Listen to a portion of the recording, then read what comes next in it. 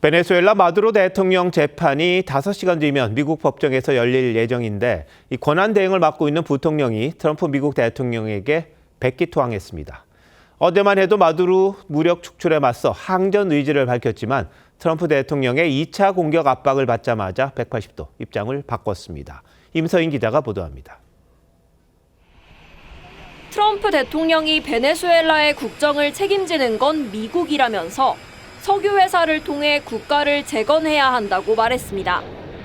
그러면서 베네수엘라가 협조하지 않으면 추가 공격이 있을 것이라고 으름장을 놨습니다. We were prepared to do a second strike. If they don't behave, we will do a second strike. 루비오 국무장관은 앞으로 베네수엘라 새 정부 수립에 직접 개입할 가능성엔 선을 그었습니다. What we are running is the direction that this is going to move moving forward.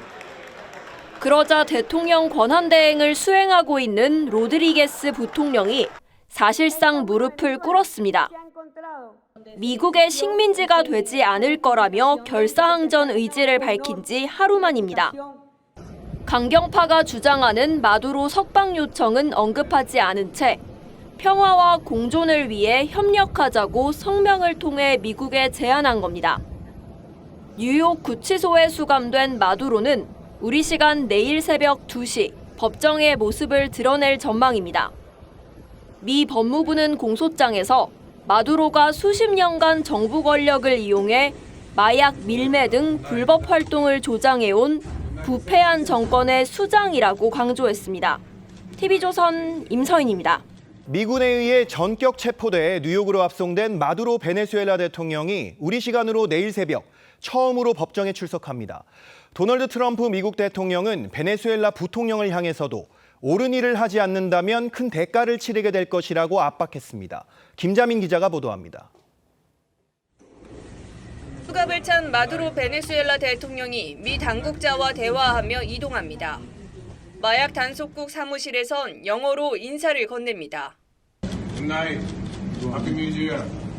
미국 뉴욕 메트로폴리탄 구치소에 수감돼 하루를 보낸 마두로 대통령은 우리 시간 내일 새벽 2시 연방법원에 처음 출석합니다.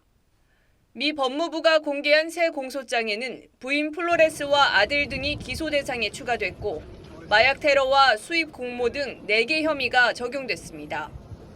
트럼프 대통령은 마두로에 이어 대통령 권한 대행이 된 로드리게스 부통령에게도 옳은 일을 하지 않는다면 마두로보다 더 큰 대가를 치를 것이라며 압박을 이어갔습니다.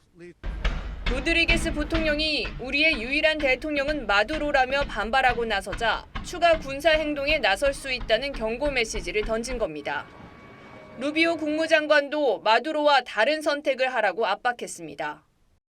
That if they don't make the right decisions, the United States will retain multiple levers of leverage to ensure that our interests are protected.